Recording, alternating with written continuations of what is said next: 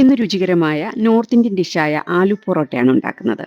ഇത് എത്ര കഴിച്ചാലും മതിയാവില്ല, അത്രയ്ക്ക് രുചിയാണ്. നമസ്കാരം, എല്ലാവർക്കും ഷൈനി വിഷനിലേക്ക് സ്വാഗതം. ആലു പൊറോട്ട ഉണ്ടാക്കാനായി ആദ്യം തന്നെ ആട്ട എടുക്കാം. 1.5 കപ്പ് ആട്ടയാണ് എടുത്തിട്ടുള്ളത്. ഇത് 8 പൊറോട്ടയ്ക്കുള്ള മാവുണ്ട്. ഇതിലേക്ക് ആവശ്യത്തിനുള്ള ഉപ്പിടാം. പിന്നെ സാധാരണ വെള്ളം ഒഴിച്ച് കുഴച്ചെടുക്കാം. കുറേശ്ശെ വെള്ളം ഒഴിച്ച് നല്ല മയത്തി കുഴച്ചെടുക്കാം. ഇതിന് മാവ് ഒഴിക്കുമ്പോൾ ചപ്പാത്തി മാവിനേക്കാട്ടിലും കുറച്ചുകൂടെ ലൂസായിരിക്കണം. എന്നാലേ ഫില്ലിംഗ് ഒക്കെ നിറച്ച് പരത്തുമ്പോൾ പൊട്ടിപ്പോകാതെ നല്ല പെർഫെക്റ്റ് ആയിട്ടിരിക്കത്തുള്ളൂ. ഇപ്പോൾ ഇതുപോലെ നല്ല മയത്തി കുഴച്ചെടുത്തിട്ടുണ്ട്. ഇനി ഒരു 10-20 മിനിറ്റ് റെസ്റ്റ് ചെയ്യാനായിട്ട് വെക്കാം. അപ്പോഴേക്ക് മാവ് കുറേ കൂടെ നല്ല മയത്തിൽ വരും. ഇനി ഇത് നന്നായിട്ടൊന്ന് അടച്ചു വെക്കാം. ആ സമയം കൊണ്ട് നമുക്ക് ഫില്ലിംഗ് തയ്യാറാക്കിയെടുക്കാം. ഇതിൻ്റെ ഫില്ലിംഗ് ഉണ്ടാക്കാനായി 4 ഉരുളക്കിഴങ്ങാണ് എടുത്തിട്ടുള്ളത്. ഇതിൽ 3 എണ്ണം മീഡിയം സൈസും 1 വലുതും. കിഴങ്ങ് കുക്കറിലിട്ട് 5 വിസിലടിച്ചപ്പോഴേക്ക് നന്നായിട്ട് വെന്ത് വന്നിട്ടുണ്ട്. ഇനി ഇത് നന്നായിട്ടൊന്ന് പൊടിച്ചെടുക്കാം. ഇതുപോലെ ഫോർക്ക് വെച്ച് പൊടിച്ചാൽ ഒട്ടും കട്ടയില്ലാതെ പൊടിച്ചെടുക്കാൻ പറ്റും. ഇപ്പോൾ ഇതെല്ലാം നന്നായിട്ട് മാഷായി വന്നിട്ടുണ്ട്. ഇതിലേക്ക് മീഡിയം വലിപ്പമുള്ളൊരു സവോളയുടെ പകുതിയും ഒരു പച്ചമുളകും പൊടിയായി കട്ട് ചെയ്ത് ചേർക്കാം. പിന്നെ 1/2 ടീസ്പൂൺ ചെറിയ ജീരകവും 1/4 ടീസ്പൂൺ അയമോദവും കൂടെ ചേർക്കാം. അയമോദം ഇതുപോലെ കൈ കൊണ്ടൊന്ന് തിരുമിയിട്ടിട്ട് കഴിഞ്ഞാൽ നല്ലൊരു ഫ്ലേവർ വരും. പിന്നെ 1/4 ടീസ്പൂൺ മുളക് പൊടിയും. എരിവ് നമുക്ക് ആവശ്യാനുസരണം കൂട്ടിയും കുറച്ചുമൊക്കെ ഇടാം. 1/4 ടീസ്പൂൺ ഗരം മസാല പൗഡർ, പിന്നെ ആവശ്യത്തിന് ഉപ്പ്. പിന്നെ ഇതെല്ലാം കൂടെ നന്നായിട്ട് മിക്സ് ചെയ്യാം. എന്നിട്ട് ഉപ്പ് എരിവൊക്കെ പാകത്തിനുണ്ടോ എന്ന് നോക്കാം. ഇനി ഈ മാവ് നമുക്ക് ഒന്നുകൂടെ ഒന്ന് മിക്സ് ചെയ്തെടുക്കാം. ഇത് ചെറിയ രീതിയിലൊരു സ്റ്റിക്കിയാണ്. ഇതിൻ്റെ മാവ് ചപ്പാത്തി മാവിനേക്കാളും കുറച്ചുകൂടി ലൂസായിട്ടാണ് കുഴച്ചെടുത്തിരിക്കുന്നത്. ഈ മാവ് ചെറുതായിട്ട് കയ്യിൽ ഒട്ടിപ്പിടിക്കുന്ന രീതിയിലാണ് ഉള്ളത്.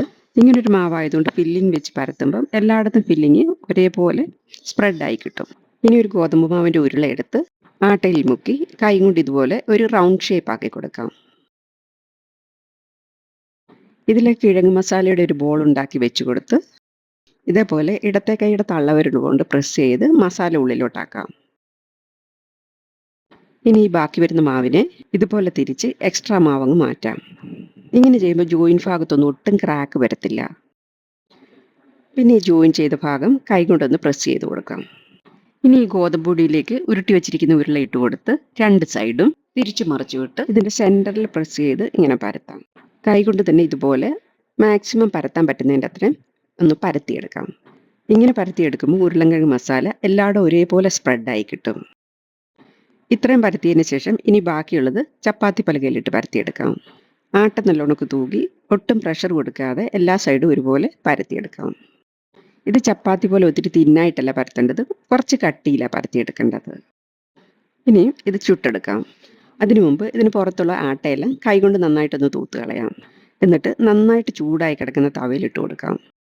ഒരു സൈഡ് 30 സെക്കൻഡ് കഴിഞ്ഞതിന് ശേഷം മറിച്ചിടാം. ഈ സൈഡും ഒരു 30 സെക്കൻഡ് ആകുമ്പോഴേക്ക് ഒന്നുകൂടെ മറിച്ചിട്ടിട്ട് പിന്നെ ഇതിൻ്റെ ചുറ്റും നെയ്യ് ഒഴിച്ചു കൊടുക്കാം.